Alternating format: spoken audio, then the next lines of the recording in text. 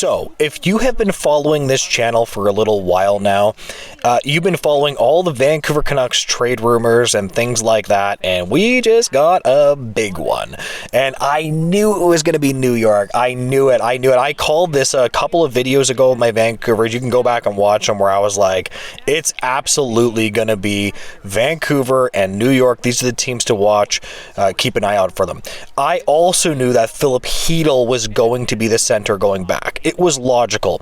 Now, I also am going to agree with everybody else on this, and I'm going to say that I fully understand that I think in terms of value proposition, Vancouver did not win this trade. They gave up the best player in the trade, and when you generally do that, you just didn't win the trade.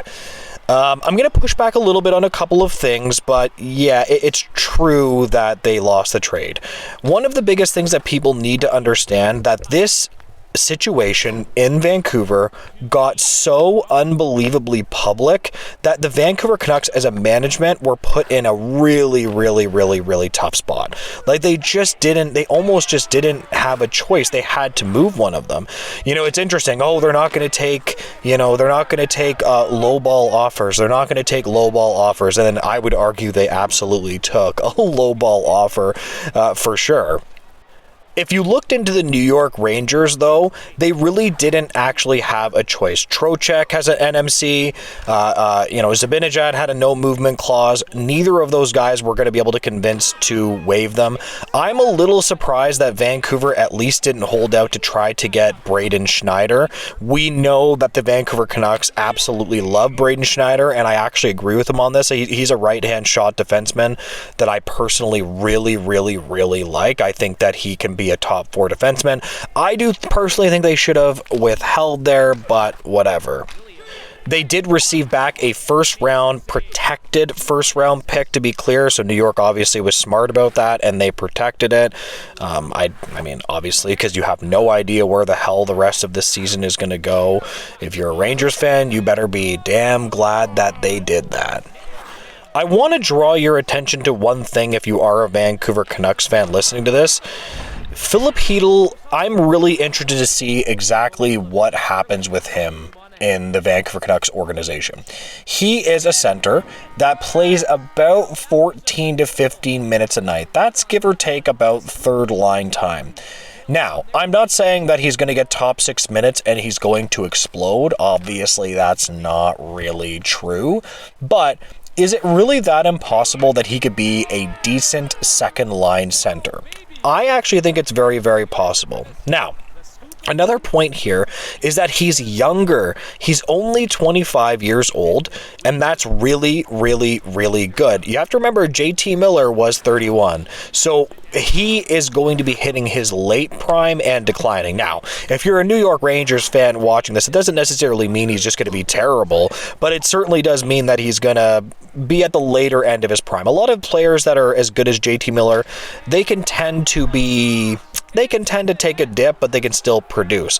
I'm interested to see what happens with Filip Chytil because he's heading right into his prime.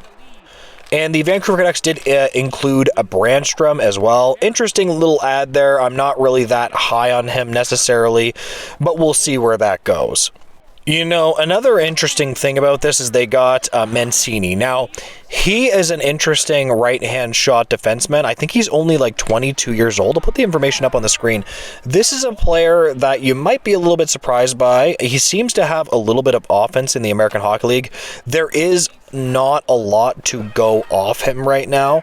I don't mind this get by them. I actually think it's a smart get. I would much, much preferred that the Vancouver Canucks go ahead and get Braden Schneider, in my opinion. I think Schneider's really, really good. I'm not going to go about him too much, but this could be a really, really smart get for them because of his AHL stats, although it's hard to analyze a player that has hardly even, played much pro.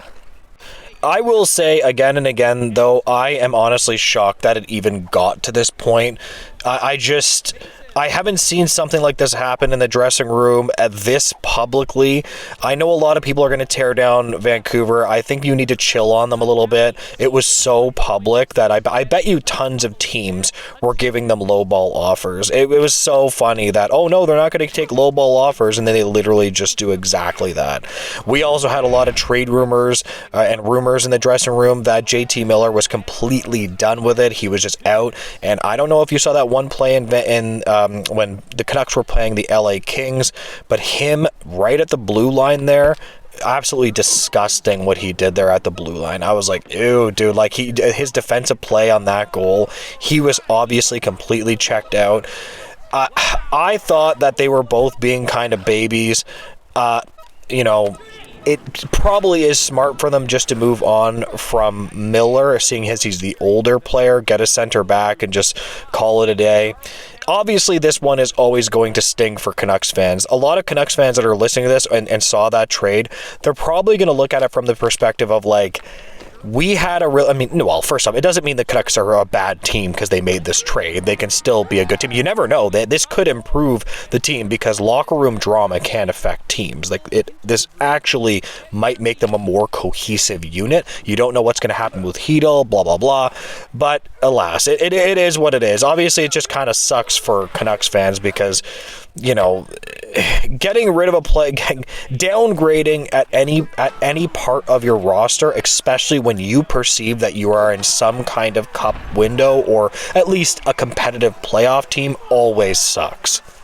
Okay, and now the question of the video at the end, I want to know, what would you guys have done? Looking at that trade, would you have done it? Now, if you're saying that you wouldn't have done it, would you have just kept these two players together?